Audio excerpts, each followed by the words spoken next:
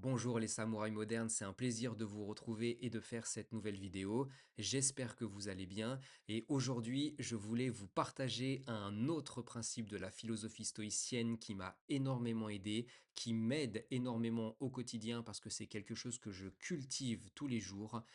Et ce principe, c'est de faire le distinguo entre ce qui dépend de nous et ce qui ne dépend pas de nous. Ça a été formulé dans le manuel d'Épictète et c'est très intéressant car ça nous permet de simplifier notre vie et de nous concentrer sur l'essentiel pour aller mieux. Alors, ce qui dépend de nous, ça va être notre pensée, ça va être nos émotions, ça va être notre perception du monde, ça va être nos jugements, ça va être notre parole, nos actions que l'on fait au quotidien, notre corps d'une certaine manière à travers l'activité physique. Et ce qui ne dépend pas de nous, ça va être tout le reste. Ce que font les autres, ce que disent les autres, ce que pensent les autres, la politique de notre pays, les événements météorologiques, un métro qui est en retard, un train qui est supprimé, bref, tout ce qui, grosso modo, ne rentre pas dans la première case. Alors pourquoi faire ce distinguo? Eh bien parce que ce qui dépend de nous, c'est quelque chose que l'on peut contrôler, c'est quelque chose sur lequel on a la main mise, sur lequel on peut agir au quotidien. Ce sont des axes d'amélioration et ce qui ne dépend pas de nous est donc, par essence, incontrôlable. Et si on cherche à contrôler ce qui n'est pas contrôlable, eh bien selon Épictète, c'est à ce moment-là qu'on risque d'être troublé, qu'on risque de s'en sentir mal, qu'il risque d'y avoir de la friction car on ne peut pas contrôler ce qui est incontrôlable. Et donc, en essayant d'appliquer ce principe au quotidien, l'idée, c'est de mettre son énergie sur ce que l'on peut contrôler, nos pensées, notre corps, nos actions, et de laisser de côté ce qu'on ne peut pas contrôler, car sinon on risque de se sentir mal, on risque d'avoir de la frustration. Et ça, c'est quelque chose qu'on peut voir au quotidien. Si on reprend par exemple l'exemple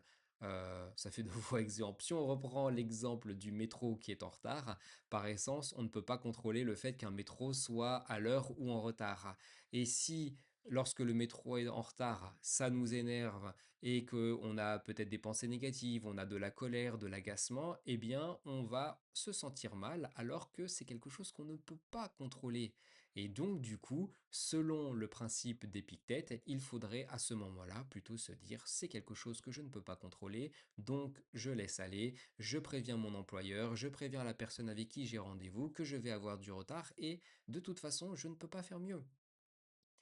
Et selon moi, ce principe est très important pour se sentir mieux car à partir du moment où on va le cultiver au quotidien, ça va nous permettre de relativiser énormément. Ça va nous permettre de nous concentrer sur l'essentiel, c'est-à-dire sur nous, et laisser de côté ce qui ne dépend pas de nous. Alors comment on fait justement pour cultiver ce principe au quotidien? Eh bien, on suit grosso modo ce que disait Épictète il y a des milliers d'années, à savoir que lorsqu'une idée arrive ou lorsqu'un événement arrive, on essaye de se demander si cet événement dépend de nous ou s'il ne dépend pas de nous. Et si l'événement ne dépend pas de nous, on se dit c'est juste une idée et en gros, je la laisse passer. Donc, si on retraduit ça avec notre premier exemple, le train est en retard, ou le train est supprimé. On se dit: «Est-ce que c'est un événement qui dépend de nous ou pas?» Non, ça ne dépend pas de nous, donc c'est pas grave, je laisse aller.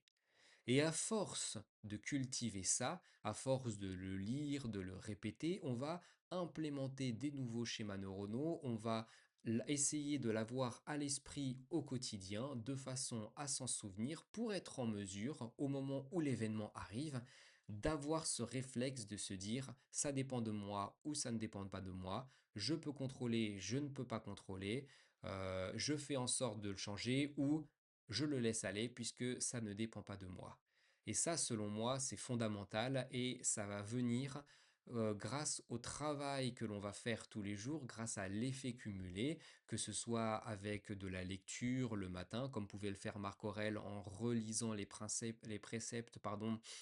des anciens stoïciens, des stoïciens qui étaient avant lui, en travaillant avec des affirmations personnelles, en faisant de l'écriture, par exemple le soir, avec un examen de conscience en se disant ce que j'ai fait de bien aujourd'hui, ce que j'aurais pu mieux faire, et si par exemple, Eh ben, j'ai été contrarié aujourd'hui à cause du train qui a été supprimé. Eh ben, je me dis: «Aujourd'hui, j'ai été contrarié, mais en fait, ben, c'était un événement qui dépendait pas de moi. J'aurais pu, prendre la chose autrement, avoir une autre pensée, une autre émotion et une autre perception de cet événement. Eh bien, la prochaine fois, j'essaierai de faire mieux et à force de répéter, répéter ce travail, on va avoir des nouvelles connexions neuronales qui vont se créer et on va être en mesure, peut-être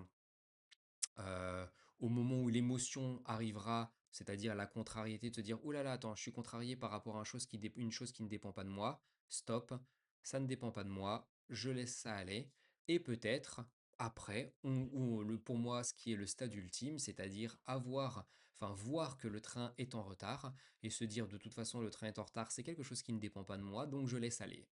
et là, ça y est, la pensée, et la perception de l'événement sont au lâcher prise. Voilà, j'espère que cette vidéo t'aura plu, que tu auras appris des choses ou que tu auras redécouvert des choses. J'insiste lourdement sur la notion de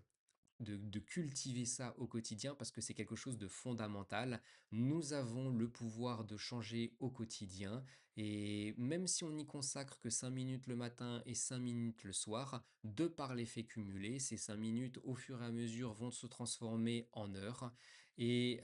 plus les heures vont s'accumuler, plus on va répéter les choses, plus on va les cultiver et plus on va être en mesure, lorsqu'un événement arrivera, d'avoir entre guillemets, la réaction escomptée. N'hésite pas à me dire ce que tu as pensé de la vidéo dans les commentaires et moi je te dis à très vite. Salut!